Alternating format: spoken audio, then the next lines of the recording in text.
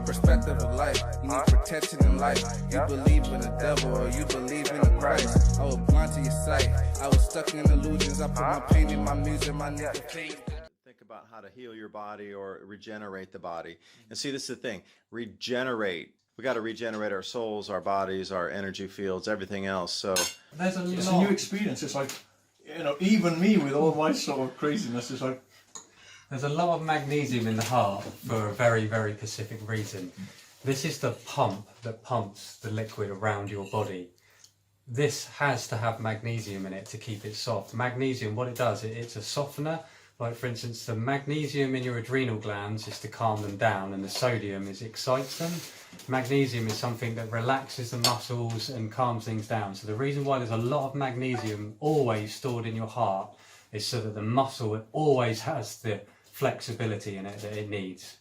As soon as you come depleted in magnesium, and then you eat things like glycose syrup and fructose syrup and all these sort of things, because hardened arteries, because there's not enough magnesium in there to counteract and actually keep it softened. Like that fructose syrup stuff is like... yeah, high fructose corn. drum roll. Yeah, please. Who can do the drum? So I always turn it upside down and start with a little nibble on the top. Just Am I going to get splashed with blood? No, Let's take a close up here. Basically, there's like a little invisible film around it. It has a little casing, so I just want to peel that back. So I just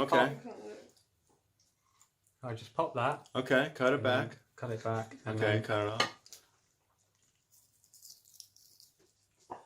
Oh, I see. Yeah, show us that skin layer right there. That kind of. Yeah, this is like a membrane. This is really similar to what's on one side of the deer skin when I'm tanning leather. There's like a kind of membrane film on the inside. Yeah, show the membrane what you mean. After you peel the skin off of that, yeah, look at that, how that membrane peels back there. And there's that layer. Yeah, just pull it back right there. Coated over the whole heart. So you want to take that back off before you either cook it or eat it because you don't want that membrane on there. Yeah, well, I kind of sort of eat in the end and sort of it sort of peels, unfolds that stuff back. Okay. So I would start in the top and then... And it doesn't look that tough. It seems real soft in there. Okay, but peel the skin back again so you can see that membrane. That membrane seems to be like a major factor in the heart on how it peels back and how it skins back. Well, it's a fascinating like everything in nature, everything is unique. Your fingerprint's unique, every tree grows different, everybody surfs different, everybody plays an instrument differently. Every heart's different. This one actually hasn't got too much of a casing, but some of them had. Once you bit through that top bit, you can just kind of peel this whole out a bit off, but this is a good one. And also, I know that this was taken out of the animal on Friday morning. It's now Wednesday evening, and the hearts, if you leave it actually like a week or so to settle, the flavour is out of this world. It's, yeah, like let's say about hanging meat up and leaving it to settle. It's a little bit older. Well, I've had a lot of things going on in this house, right, Louise? So show us the membrane again on the top. So what you peeled back so far is... Yeah, there's not really...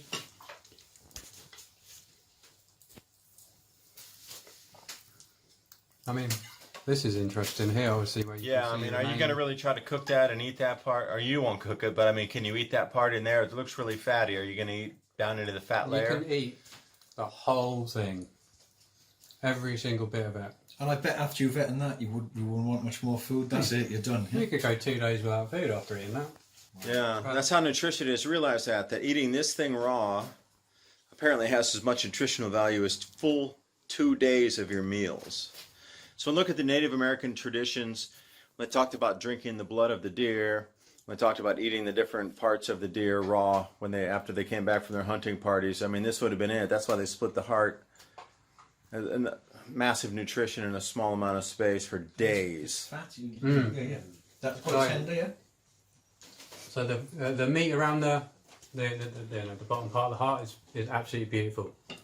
Really tender, lovely flavour, full of awesome bioavailable minerals. Awesome. And for those retching now, this is not much different to a rare steak, is it? Really? Nobody flinches at steak tartare. Yeah.